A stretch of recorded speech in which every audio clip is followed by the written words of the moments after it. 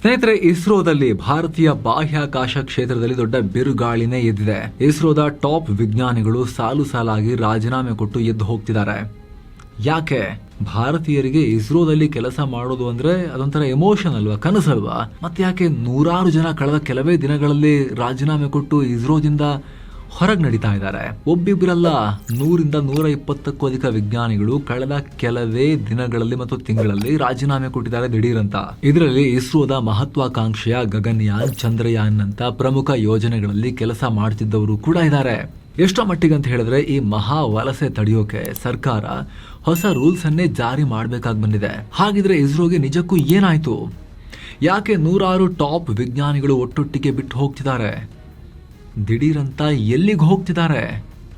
ಇವರನ್ನು ತಡೆಯೋಕೆ ಸರ್ಕಾರ ತಂದಿರೋ ಆ ರೂಲ್ಸ್ ಏನು? ಬನ್ನಿ ಇವತ್ತಿನ ವಿಡಿಯೋದಲ್ಲಿ ಬಗ್ಗೆ ಡೀಟೇಲ್ ಆಗಿ ನೋಡ್ತಾ ಹೋಗೋಣ. ಇಸ್ರೋದಲ್ಲಿ ಭಾರಿ ಆತಂಕ, ಟಾಪ್ ವಿಜ್ಞಾನಿಗಳಿಂದ ಸಾಲು ಸಾಲು ರಾಜೀನಾಮೆ. ಸ್ನೇಹಿತರೆ, ಭಾರತದ ಬಾಹ್ಯಾಕಾಶ ಕ್ಷೇತ್ರದ ಬೆನ್ನೆಲುಬು ಅಂದ್ರೆ ಅದು ನಮ್ಮ ಹೆಮ್ಮೆಯ ಇಸ್ರೋ.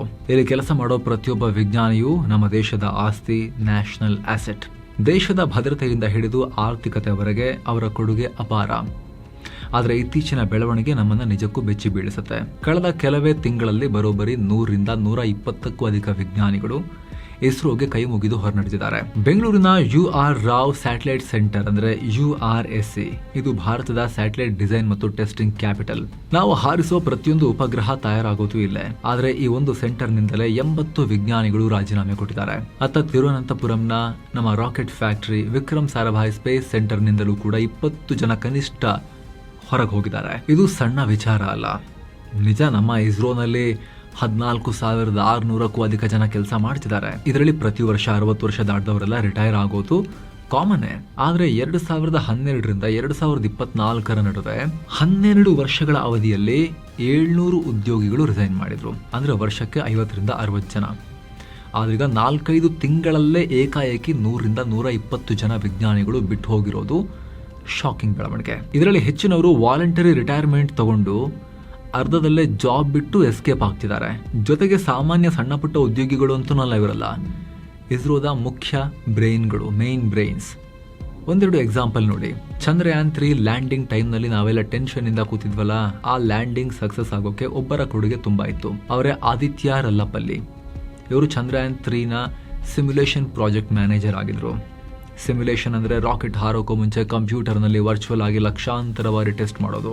ಆದಿತ್ಯ ಅವರು ಬರೋಬ್ಬರಿ 1 ಲಕ್ಷಕ್ಕೂ ಅಧಿಕ ವರ್ಚುವಲ್ ಲ್ಯಾಂಡಿಂಗ್ ಟೆಸ್ಟ್ ಮಾಡಿ 25 ಟೆರಾಬೈಟ್ ಡೇಟಾವನ್ನ ಸೃಷ್ಟಿ ಮಾಡಿದ್ರು. ಎಲ್ಲಿ ಹೇಗೆ ಲ್ಯಾಂಡ್ ಆದ್ರೆ ಕ್ರ್ಯಾಶ್ ಆಗಲ್ಲ ಅಂತ ಸಾಫ್ಟ್ವೇರ್ ರೆಡಿ ಮಾಡಿದ್ರು. ಇಂಥ ಸಿಮ್ಯುಲೇಷನ್ ಎಕ್ಸ್ಪರ್ಟ್ ಈಗ ಇಸ್ರೋದಲ್ಲಿ ಇಲ್ಲ. ಇನ್ನೊಂದು ಎಕ್ಸಾಂಪಲ್, ವಿಕ್ಟರ್ ಜೋಸೆಫ್. ಇವರು ಇಸ್ರೋದ ಬಾಹುಬಲಿ ರಾಕೆಟ್ ಅಂತಲೇ ಕರೆಸ್ಕೊಳ್ಳೋ LVM-3 ಪ್ರಾಜೆಕ್ಟ್ ನ ಡೈರೆಕ್ಟರ್. ನಮ್ಮ ಗಗನಯಾನ್ ಮಿಷನ್ಗೆ ಅಂದ್ರೆ ಮನುಷ್ಯರನ್ನ ಸ್ಪೇಸ್ಗೆ ಕಳಿಸೋಕೆ ಬಳಸ್ತಾ ಇರೋದು ಕೂಡ ಇದೇ ರಾಕೆಟ್ ಅನ್ನ. ಇಂಥ ಹ್ಯೂಮನ್ ರೇಟೆಡ್ ರಾಕೆಟ್ ನ ಇಂಚಿಂಚು ಗೊತ್ತಿರೋ ಪ್ರಾಜೆಕ್ಟ್ ಡೈರೆಕ್ಟರ್ ಕೂಡ ಹೊರ ಹೋಗಿದ್ದಾರೆ. ಜೊತೆಗೆ ಸ್ಪ್ಯಾಡೆಕ್ಸ್ ಅಂದ್ರೆ 2 ವರ್ಷಗಳ ಹಿಂದೆ ಇಸ್ರೋ ಸ್ಪೇಸ್ ನಲ್ಲಿ ಗಂಟೆಗೆ ಬರೋಬ್ಬರಿ 28,000 ಕಿಲೋಮೀಟರ್ ವೇಗದಲ್ಲಿ ಹಾರಾಡ್ತಿರೋ 2 ಸ್ಯಾಟಲೈಟ್ ಗಳನ್ನ ಒಂದಕ್ಕೊಂದು ಕರಾರುವಕ್ಕಾಗಿ ಜೋಡಿಸಿತ್ತಲ್ಲ, ಆ ಪ್ರಾಜೆಕ್ಟ್ ನ ಡೈರೆಕ್ಟರ್ ಕೂಡ ರಾಜೀನಾಮೆ ಕೊಟ್ಟಿದ್ದಾರೆ. ನಾವು ಮುಂದೆ ಭಾರತೀಯ ಅಂತರಿಕ್ಷ ನಿಲ್ದಾಣ ಕಟ್ಟಬೇಕು ಅಂತ ಕನಸು ಕಾಣ್ತಿದೀವಲ್ಲ, ಹಾಗೆ ಚಂದ್ರಯಾನ್ 4 ಮಾಡಬೇಕು ಅಂತಿದೀವಲ್ಲ, ಅದೆಲ್ಲ ಆಗಬೇಕು ಅಂದ್ರೆ docking technology very very important. ಆ ಪ್ರಾಜೆಕ್ಟ್ನ ಡೈರೆಕ್ಟರ್ ಕೂಡ ಇಸ್ರೋದಲ್ಲಿ ಇಲ್ಲ. ಈಗ ಇಸ್ರೋದ ಇಂಪಾರ್ಟೆಂಟ್ ಅಸೆಟ್ಗಳೆಲ್ಲ ಕಳೆದು ಹೋಗಿವೆ. ವಿಜ್ಞಾನಿಗಳ ಮಹಾವಲಸೆಗೆ ಕಾರಣವೇನು? ಸ್ನೇಹಿತರೆ, ಇಸ್ರೋದಂತ ಪ್ರತಿಷ್ಠಿತ ಸಂಸ್ಥೆಯಿಂದ ವಿಜ್ಞಾನಿಗಳು ಸಾಲು ಸಾಲಾಗಿ ಎದ್ದು ಹೋಗ್ತಿದ್ದಾರೆ ಅಂತ ಹೇಳಿದ್ರೆ ಏನಾದರೂ ಕಾರಣ ಇರಲೇಬೇಕಲ್ಲ. ಇದಕ್ಕೆ ಮುಖ್ಯ ಕಾರಣ ಪ್ರೈವೇಟ್ ಸ್ಪೇಸ್ ಸೆಕ್ಟರ್ ಬೂಮ್ ಅಂತ ಹೇಳ್ತಿದ್ದಾರೆ. 2020ರಲ್ಲಿ ಭಾರತದಲ್ಲಿ ಬಾಹ್ಯಾಕಾಶ ಕ್ಷೇತ್ರದಲ್ಲಿ ಖಾಸಗಿಯವರಿಗೂ ಕೆಲಸ ಮಾಡೋಕೆ ಅವಕಾಶ ಕೊಡಲಾಯಿತು. ನಮ್ಮಲ್ಲೂ ಕೂಡ ಸ್ಪೇಸ್ ಎಕ್ಸ್, ಬ್ಲೂ ಆರಿಜಿನ್ ಅಂತಹ ಸ್ಪೇಸ್ ಕಂಪನಿಗಳು ಬರಬೇಕು ಅಂತ. ಅಂದಿನಿಂದ ಭಾರತದಲ್ಲಿ ಸ್ಪೇಸ್ ಸ್ಟಾರ್ಟ್ಅಪ್ಗಳ ಹೊಸ ಯುಗ ಶುರುವಾಗಿದೆ. 2019ರಲ್ಲಿ ದೇಶದಲ್ಲಿ ಕೇವಲ 11 ಸ್ಪೇಸ್ ಸ್ಟಾರ್ಟ್ಅಪ್ಗಳಿದ್ವು. ಆದರೆ ಇದೇ ಜನವರಿಯಲ್ಲಿ ಸರ್ಕಾರ ಕೊಟ್ಟ ಮಾಹಿತಿ ಪ್ರಕಾರ ದೇಶದಲ್ಲಿ 399 ಸ್ಪೇಸ್ ಸ್ಟಾರ್ಟ್ಅಪ್ಗಳಿವೆ. Skyroot, Agnikul Cosmos, pixel ನಂತಹ ಖಾಸಗಿ ಕಂಪನಿಗಳು ಇವತ್ತು ಹುಡ್ಕೊಂಡು 100 ಕೋಟಿ ಫಂಡಿಂಗ್ ತರ್ತಾ ಇವೆ. ಇದರಲ್ಲಿ ಸ್ಕೈ ರೂಟ್ ಯೂನಿಕಾರ್ನ್ ಆಗಿ ಹೋಗಿದೆ. $1 ಬಿಲಿಯನ್ ವ್ಯಾಲ್ಯೂಯೇಷನ್ ದಾಟ್ಬಿಟ್ಟಿದೆ. ಕೆಲವೇ ದಿನಗಳಲ್ಲಿ ಸ್ವಂತ ಆರ್ಬಿಟಲ್ ರಾಕೆಟ್ ಲಾಂಚ್ ಮಾಡೋಕ್ಕೂ ಕೂಡ ರೆಡಿಯಾಗಿದೆ. ಈ ಖಾಸಗಿ ಕಂಪನಿಗಳು ಈಗ ದೊಡ್ಡ ಪ್ರಮಾಣದಲ್ಲಿ ಉದ್ಯೋಗಿಗಳನ್ನು ಹೈರ್ ಮಾಡ್ಕೊಳ್ತಿದ್ದಾರೆ. ಟ್ಯಾಲೆಂಟ್ ಇರೋರಿಗೆ ರತ್ನ ಗಂಬಳಿ ಹಾಸ್ತಾ ಇದ್ದಾರೆ. ಇಸ್ರೋ ವಿಜ್ಞಾನಿಗಳು ಕೂಡ ದೊಡ್ಡ ಪ್ರಮಾಣದಲ್ಲಿ ಇಲ್ಲಿ ಬರೋ ಫಿಕ್ಸೆಡ್ ಸರ್ಕಾರಿ ಸಂಬಳಕ್ಕಿಂತ ಟ್ಯಾಲೆಂಟ್ ಬೇಸಿಸ್ ಮೇಲೆ ನಮಗೆ ಜಾಸ್ತಿ ಸಿಗುತ್ತೆ ಅಂತ ಹೇಳಿ ಪ್ರೈವೇಟ್ ಕಡೆಗೆ ಮುಖ ಮಾಡ್ತಿದ್ದಾರೆ. ಇಸ್ರೋನಲ್ಲಿ ಒಬ್ಬ ಎಂಟ್ರಿ ಲೆವೆಲ್ ಸೈಂಟಿಸ್ಟ್ಗೆ ಬೇಸಿಕ್ ಪೇ 56,100 ರೂಪಾಯಿ.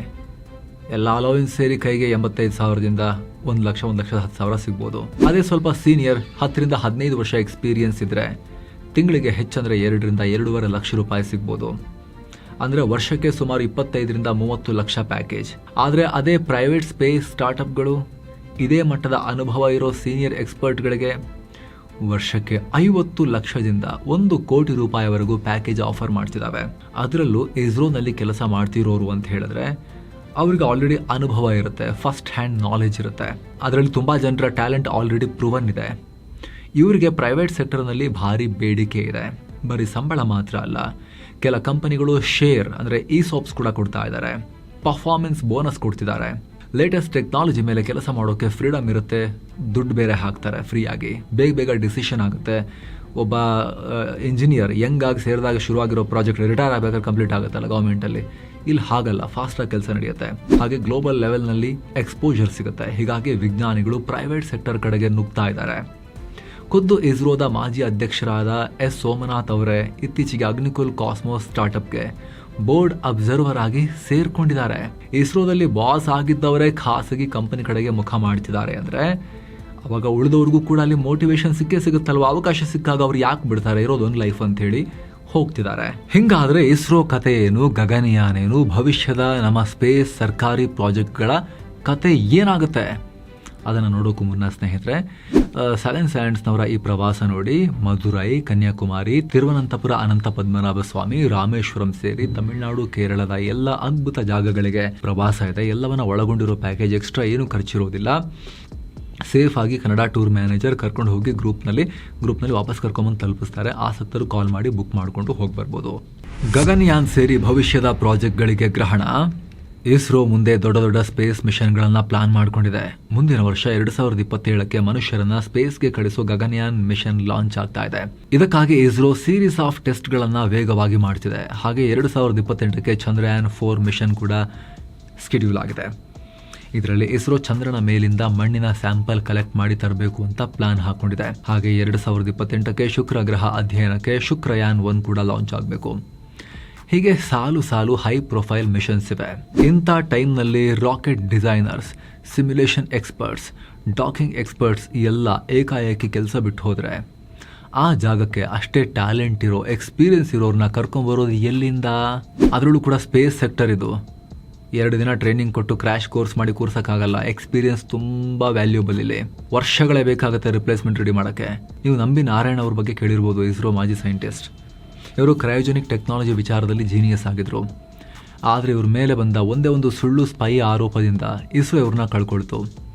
ಇದರಿಂದ ಭಾರತಕ್ಕೆ ರಾಕೆಟ್ ಉಡಾವಣೆಗೆ ಬೇಕಾದ ಕ್ರಯೋಜೆನಿಕ್ ಟೆಕ್ನಾಲಜಿ ಸಿಗೋಕೆ 10-15 ವರ್ಷ ಲೇಟ್ ಆಯಿತು. ಹೀಗಿರಬೇಕಾದ್ರೆ ಮಿಷನ್ಗೆ ಬೇಕಾಗಿರೋ ಕೋರ್ ಟೀಮ್ನ ಕೋರ್ಗಳೇ, ಮುಖ್ಯ ತಲೆಗಳೇ ಬಿಟ್ಟು ಹೋದರೆ ತುಂಬ ಕಳವಳಕಾರಿ ವಿಚಾರ. ಅಫ್ಕೋರ್ಸ್ ಇನ್ನೂ ಕೂಡ ಇಸ್ರೋ ಸ್ಟ್ರಾಂಗ್ ಇದೆ, ಅಲ್ಲಿ ಇನ್ನೂ ಕೂಡ ಟ್ಯಾಲೆಂಟೆಡ್ ಪೀಪಲ್ ಇದ್ದಾರೆ. ಮಿಷನ್ ಫೇಲ್ ಆಗುತ್ತಾ, ಸಕ್ಸಸ್ ಆಗುತ್ತಾ, ಲಾಂಚ್ ಆದ್ಮೇಲೆ ಗೊತ್ತಾಗುತ್ತೆ. ಆದರೆ ಅಟ್ಲೀಸ್ಟ್ ಟೈಮ್ ಲೈನಿಗೆ ತಕ್ಕಂತೆ, ಶೆಡ್ಯೂಲಿಗೆ ತಕ್ಕಂತೆ ಎಲ್ಲ ಲಾಂಚ್ ಮಾಡಬೇಕಂದ್ರೂ ಕೂಡ ಹೆಂಗಾಗುತ್ತೆ ಇದರ ಕೀ ಪೀಪಲ್ ಬಿಟ್ಟು ಹೋದ್ರೆ? ವಲಸೆ ತಡೆಯೋಕೆ ಸರ್ಕಾರದ ರೂಲ್ಸ್.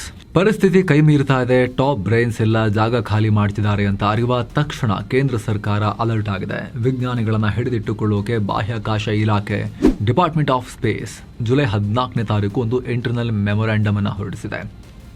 ಏನು ಗೊತ್ತಾ ರೂಲ್ಸ್ ಇದು? ನೀವು 2020ರ ರೂಲ್ಸ್ ಬಗ್ಗೆ ಫಸ್ಟ್ ತಿಳ್ಕೋಬೇಕು. 2020ರ ರೂಲ್ಸ್ ಪ್ರಕಾರ ಇಸ್ರೋದ ಬೇರೆ ಬೇರೆ ಸೆಂಟರ್ಗಳ ಡೈರೆಕ್ಟರ್ಗಳಿಗೆ ಒಂದು ಪವರ್ ಇತ್ತು. ತಮ್ಮ ಕೆಳಗೆ ಕೆಲಸ ಮಾಡೋ ಗ್ರೂಪ್ ಎ ವಿಜ್ಞಾನಿಗಳು ರಾಜೀನಾಮೆ ಕೊಟ್ಟರೆ ಅಥವಾ VRS ಕೇಳಿದ್ರೆ ಆ ಡೈರೆಕ್ಟರ್ಸ್ ಅದನ್ನು ಅಕ್ಸೆಪ್ಟ್ ಮಾಡ್ಬೋದಾಗಿತ್ತು. ಪ್ರೋಸೆಸ್ ಫಾಸ್ಟಾಗಿ ಆಗ್ತಾ ಇತ್ತು. ಆದ್ರೀಗ ಪವರನ್ನು ತೆಗೆಯಲಾಗಿದೆ. ವಿಶೇಷವಾಗಿ ಗಗನಯಾನ್ ಮತ್ತು ಇತರ ಪ್ರಮುಖ ಯೋಜನೆಗಳಲ್ಲಿರೋ ವಿಜ್ಞಾನಿಗಳು ರಾಜೀನಾಮೆ ಕೇಳಿದ್ರೆ ಅದನ್ನು ಸೆಂಟರ್ ಡೈರೆಕ್ಟರ್ಸ್ ಒಪ್ಕೊಳ್ಳೋ ಹಾಗಿಲ್ಲ. ಆ ಅರ್ಜಿಯನ್ನು ನೇರವಾಗಿ ಕೇಂದ್ರ ಬಾಹ್ಯಾಕಾಶ ಇಲಾಖೆಗೇನೆ ಕಳಿಸ್ಬೇಕು.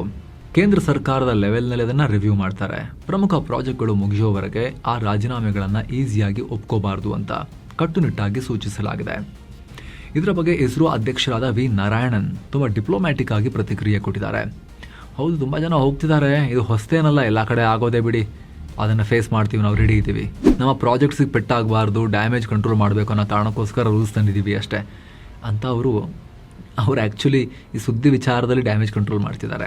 ಇದ್ರ ಜೊತೆಗೆ ಈ ರಾಜೀನಾಮೆ ಬ್ಯಾಲೆನ್ಸ್ ಮಾಡೋಕೆ ಇಸ್ರೋ ಪ್ರಯತ್ನ ಮಾಡ್ತಾ ಇದೆ. ಯಾಕಂದರೆ ರಿಪೋರ್ಟ್ಸ್ ಪ್ರಕಾರ ಸುಮಾರು 1050 ಹೊಸ ವಿಜ್ಞಾನಿಗಳು ಮತ್ತು ತಂತ್ರಜ್ಞರ ನೇಮಕಾತಿ ಈಗ ಅಂತಿಮ ಹಂತದಲ್ಲಿದೆ. ಹಾಗೆ 460ಕ್ಕೂ ಅಧಿಕ ಉನ್ನತ ಹುದ್ದೆಗಳನ್ನು ಕೂಡ ಹೊಸದಾಗಿ ಸೃಷ್ಟಿ ಮಾಡಲಾಗಿದೆ. ಇಲ್ಲಿರೋ ಸಮಸ್ಯೆ ಖಾಲಿ ಇರೋ ಜಾಗಕ್ಕೆ ಹೊಸಬರನ್ನ ತಂದು ಕೂರಿಸ್ಬೋದು, ಆದರೆ ಎಗೇನ್ ಎಕ್ಸ್ಪೀರಿಯನ್ಸ್ ಎಲ್ಲಿಂದ ರಿಪ್ಲೇಸ್ ಮಾಡ್ತೀರಿ ಓವರ್ ನೈಟ್? ಅದೇ ಹೆಡೇಕ್. ಈಗ ವಿಜ್ಞಾನಿಗಳನ್ನ ಫೋರ್ಸ್ ಮಾಡಿ ಕೂರ್ಸೋಕ್ಕಾಗಲ್ಲ, ಹೋಗಬೇಕು ಅಂತ ಹೇಳಿ ಅವ್ರನ್ನ ಎಲ್ಲ ಚಂದ್ರಯಾನ ಮಾಡಿಕೊಟ್ಟು ಹೋಗಿ ಅಂತೇಳಿ. ಅವರಿಂದ ಏನು ಪ್ರೊಡಕ್ಟಿವಿಟಿ ಬರುತ್ತೆ? ಅವ್ರ ಮೈಂಡೆಲ್ಲ ಬೇರೆ ಕಡೆ ಇದ್ದರೆ ಇವರು ಇಲ್ಲಿ ಕೂರ್ಸ್ಕೊಂಡು ಬೇರೆ ಪ್ರಾಜೆಕ್ಟ್ ಮಾಡಿಸಿದ್ರೆ ನೈತಿಕ ಮಟ್ಟ ಕುಸಿಯುತ್ತೆ, ಕ್ರಿಯೇಟಿವಿಟಿ ಸಾಯುತ್ತೆ. ಅದರ ಬದಲಿಗೆ ಸುಧಾರಣೆ ಆಗಬೇಕು. ಅಫ್ಕೋರ್ಸ್ ಕೆಲ ಸರ್ಕಾರಿ ಇಲಾಖೆಗಳನ್ನು ತಗೊಂಡ್ರೆ ಇಸ್ರೋ ಕೆಲಸ ಅದ್ಭುತವಾಗಿದೆ ಅಂತಲೇ ಹೇಳ್ಬೋದು. ಆದರೂ ಇಲ್ಲೂ ಇನ್ನೊಂದಿಷ್ಟು ಹೆಚ್ಚಿನ ಸುಧಾರಣೆಗೆ ಸ್ಕೋಪ್ ಇರುತ್ತೆ ಅಲ್ವಾ.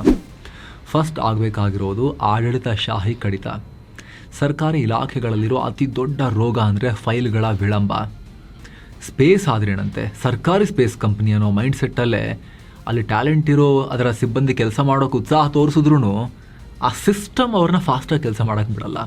ಒಂದು ಚಿಕ್ಕ ರಿಸರ್ಚ್ ಎಕ್ವಿಪ್ಮೆಂಟ್ ಬೇಕು ಅಂದರೂ 100 ಪರ್ಮಿಷನ್, ಪೇಪರ್ ವರ್ಕ್, ಸೀಲ್ ಗುದ್ದೋದಿರುತ್ತೆ. ವಿಜ್ಞಾನಿಗಳಿಗೆ ಇರಿಟೇಟ್ ಆಗಿಬಿಡುತ್ತೆ ಅದು. ತೀರ್ಮಾನಗಳನ್ನು ಫಾಸ್ಟಾಗಿ ತಗೊಳ್ಳೋ ಕಾರ್ಪೊರೇಟ್ ಸ್ಟೈಲ್ ಬೇಕು ಅಲ್ಲಿ. ಹಾಗೆ ಪ್ರಮೋಷನ್ ಮತ್ತು ಗ್ರೋತ್. ಗೌರ್ಮೆಂಟ್ ಸಿಸ್ಟಮ್ನಲ್ಲಿ ಹೇಗಂದರೆ ಎಷ್ಟೇ ಟ್ಯಾಲೆಂಟ್ ಇದ್ದರೂ ವಯಸ್ಸಾಗಬೇಕು, ಸಮಯ ಕಳಿಬೇಕು, ಚೇರ್ ಸೌಸಬೇಕು, ಆಮೇಲೆ ಅದಕ್ಕೆ ತಕ್ಕಂತೆ ಎಲ್ರಿಗೂ ಒಂದೇ ರೀತಿ ಗ್ರೋತ್ ಆಗ್ತಾ ಹೋಗಬೇಕು. ಹಂಗೆ ಮಾಡಿದ್ರೆ ತುಂಬ ಟ್ಯಾಲೆಂಟ್ ಇರೋರು ಏನು ಮಾಡ್ತಾರೆ, ನಮ್ಮ ಬೇರೆ ಕಡೆ ಹುಡ್ಕೊಂಡು ಹೋಗ್ತೀವಿ ಅಂತ ಹೋಗ್ತಾರೆ. ಮೆರಿಟ್ ಮತ್ತು ಟ್ಯಾಲೆಂಟ್ ಆಧಾರದ ಮೇಲೆ ಯುವ ವಿಜ್ಞಾನಿಗಳಿಗೆ ದೊಡ್ಡ ಹುದ್ದೆಯನ್ನು ಕೊಡೋ, ಹೆಚ್ಚಿನ ಸಂಬಳವನ್ನು ಕೊಡೋ, ಪ್ರೋತ್ಸಾಹ ಕೊಡೋ, ಬೋನಸ್ ಕೊಡೋ ಸಿಸ್ಟಮ್ ಬೇಕು. Performance linked incentive. ಮೋದಿ ಸರ್ಕಾರ PLI ತಂದಿದೆಯಲ್ಲ, ಪ್ರೊಡಕ್ಷನ್ ಲಿಂಕ್ಡ್ ಇನ್ಸೆಂಟಿವ್. ಹಾಗೆ ಪರ್ಫಾರ್ಮೆನ್ಸ್ ಲಿಂಕ್ಡ್ ಇನ್ಸೆಂಟಿವ್ ತಗೊಂಬನ್ನಿ ಎಲ್ಲ ಸರ್ಕಾರಿ ಇಲಾಖೆಗಳಲ್ಲೂ ಕೂಡ. ಚೆನ್ನಾಗಿ ಮಾಡಿದವ್ರಿಗೆ ಚೆನ್ನಾಗಿ ಕೊಡಿ, ಇಲ್ಲ ಅಂದವ್ರಿಗೆ ಕಮ್ಮಿ ಕೊಡಿ. ಇಲ್ಲಾಂದರೆ ದೇಶ ಪ್ರೇಮ ಎಲ್ರಿಗೂ ಇದೆ, ಇಸ್ರೋ ವಿಜ್ಞಾನಿಗಳಿಗಿದೆ, ಬಿಟ್ಟು ಹೋಗ್ತಿರೋರಿಗೂ ಕೂಡ ಇದೆ. ಇಸ್ರೋದಿಂದ ಖಾಸಗಿ ಕಡೆಗೆ ಸಾಮಾನ್ಯ ಜನರು ನಮಗೂ ನಿಮಗೂ ಕೂಡ ದೇಶ ಪ್ರೇಮ ಇದೆ. ಆದರೆ ಸರ್ಕಾರಿ ಸಿಸ್ಟಮ್ ಅವ್ರ ತಲೆ ಮೇಲೆ, ಅವ್ರ ಎದೆ ಮೇಲೆ ಕಲ್ಲಿಟ್ಟಂಗೆ ಪ್ರೆಷರ್ ಹಾಕೊಂಡು ಕೂತ್ಕೊಂಡಿದ್ರೆ, ಗ್ರೋತ್ ಕಾಣಲಿಲ್ಲ ಅಂತ ಹೇಳಿದ್ರೆ ಅವರು ದೇಶ ಪ್ರೇಮವನ್ನು ಇಟ್ಕೊಂಡಿರ್ತಾರೆ, ಇಲ್ಲಿ ಜೋರಾಗಿ ಇಟ್ಕೊಂಡಿರ್ತಾರೆ. ನಾನು ನಂದೇ ದಾರಿ ನೋಡ್ಕೊತೀನಿ, ಖಾಸಗಿ ಕಂಪ್ನಿಲಿ ಹೋಗಿ ನಾನು ಚೆನ್ನಾಗಿ ಕೆಲಸ ಮಾಡಿ ಆ ಮೂಲಕ ನಾನು ದೇಶಕ್ಕೆ ಒಳ್ಳೇದು ಮಾಡ್ತೀನಿ, ಅದಕ್ಕೂ ಕೂಡ ಅವಕಾಶ ಇದೆಯಲ್ವಾ. ಸೊ ಈ ಥರ ಎಲ್ಲ ಇರುತ್ತೆ ಇಲ್ಲಿ. ಬರೀ ನಾವು ಇಸ್ರೋ ಬಿಟ್ಟು ಹೋದ ತಕ್ಷಣ ಅವ್ರನ್ನ ದೇಶದ್ರೋಹಿಗಳು ಅಂತ ಹೇಳೋಕ್ಕಾಗಲ್ಲ. ಹಾಗಾಗಿ ಇಸ್ರೋ ಕೂಡ ಪ್ರೈವೇಟ್ ಕಂಪನಿಗಳಿಂದ ಟ್ಯಾಲೆಂಟನ್ನು ಈ ಕಡೆ ಸೆಳೆಯೋ ಮಟ್ಟಿಗೆ ಸಿಸ್ಟಮ್ ಚೇಂಜ್ ಆಗಬೇಕು, ಇಲ್ಲಿ ಕಾರ್ಪೊರೇಟೈಸ್ ಆಗಬೇಕು. ಆವಾಗಲೇ 2 ವೇ ಮೂವ್ಮೆಂಟ್ ಆಗೋಕ್ಕೆ ಸಾಧ್ಯ. ಇಸ್ರೋದಿಂದ ಕೆಲವರು ಪ್ರೈವೇಟಿಗೆ ಹೋಗ್ತಾರೆ, ಪ್ರೈವೇಟ್ನಿಂದ ಕೆಲವರು ಆಪರ್ಚುನಿಟಿ ಸಿಕ್ಕಾಗ ಇಸ್ರೋಗೆ ಬರ್ತಾರೆ. ಆವಾಗ ಹೊಸ ಹೊಸ ಐಡಿಯಾಸ್, ಹೊಸ ತಲೆಮಾರಿನ ಸಂಶೋಧನೆಗಳು ಎರಡು ಕಡೆ ಚೆನ್ನಾಗಿ ಶೇರ್ ಆಗ್ಲಿಕ್ಕೆ ಸಾಧ್ಯ ಆಗುತ್ತೆ. ಈ ಬಗ್ಗೆ ನಿಮ್ಮ ಒಪಿನಿಯನ್ ಏನು? ಮಿಸ್ ಇಲ್ಲದೆ ಕಾಮೆಂಟ್ ಮಾಡಿ ತಿಳಿಸಿ. ಹಾಗೆ ಸ್ನೇಹಿತರೆ, ಕಡೆದಾಗಿ ನಿಮ್ಮಲ್ಲಿ ಒಂದು ಮನವಿ, ವಿಡಿಯೋ ಕೆಳಗಿರೋ ಜಾಯಿನ್ ಬಟನ್ ಮೂಲಕ ನೀವು ನಮ್ಮ ಚಾನಲ್ಗೆ ಮೆಂಬರ್ ಆಗಿ ಜಾಯಿನ್ ಆಗ್ಬೋದು. ಎಲ್ಲ ಮೆಂಬರ್ ಓನ್ಲಿ ವಿಡಿಯೋಸನ್ನು ಕೂಡ ಆಗ ನೀವು ನೋಡೋಕೆ ಶುರು ಮಾಡ್ಬೋದು. Thank you so much. ಮತ್ತೆ ಭೇಟಿ ಆಗ್ತಿರೋಣ. ನಮಸ್ಕಾರ ಸ್ನೇಹಿತರೆ.